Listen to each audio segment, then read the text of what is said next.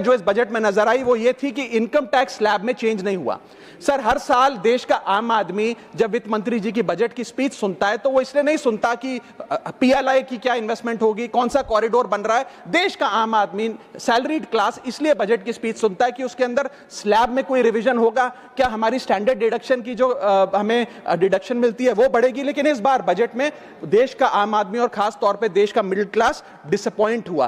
पहले ही there has been a stagnation in the salaries, inflation 6.8% पे खड़ा है, लेकिन उसके बावजूद हमने इस बार कोई स्लैब में या स्टैंडर्ड डिडक्शन में चेंज नहीं देखा। मैं आपके माध्यम से वित्त मंत्री जी को रिक्वेस्ट करना चाहूंगा कि आप इसी बजट में अनाउंसमेंट करें कि स्टैंडर्ड डिडक्शन जो 75,000 रुपए उसे बढ़ाकर सैलरीड क्लास के लिए 1.5 लाख रुपए किया जाए। Sir, third problem that was there with the budget is that there was no relief for the middle class. Sir, after a very long time in India's history the personal income tax collection was more than the corporate income tax collection। यानी कि individuals ने जो income tax भरा वो लगभग 11 लाख करोड़ के आसपास भरा, और कंपनियों ने, कॉर्पोरेट ने जो इनकम टैक्स भरा वो लगभग 9.8 लाख करोड़। यानी कि मैक्सिमम टैक्स आपको इंडिविजुअल्स के इनकम टैक्स से मिल रहा है, आप मिडिल क्लास वो टैक्स भर रहा है। आज वो दौर आ गया है कि हम मिडिल क्लास को अपलिफ्ट करें, मिडिल क्लास को पैम्पर करें, नहीं तो मिडिल क्लास एक सैंडविच की तरह रिच क्लास और पुअर क्लास में दबता चला जा रहा है। सर, राइजिंग कॉस्ट प्रेशर्स के चलते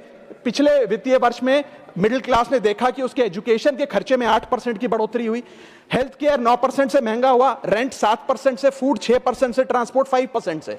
मेरा रिक्वेस्ट यह है माननीय फाइनेंस मिनिस्टर से कि वो इनकम टैक्स में रियायत देकर या तो मिडिल क्लास को कोई रिलीफ दें, और अगर इनकम टैक्स में रियायत नहीं दे सकती हैं तो उसकी सेविंग्स और इन्वेस्टमेंट्स पे उसको बेनिफिट दें, उसे इंसेंटिव्स दें कि वो ज्यादा बचत करे, ज्यादा वेल्थ क्रिएशन कर पाए।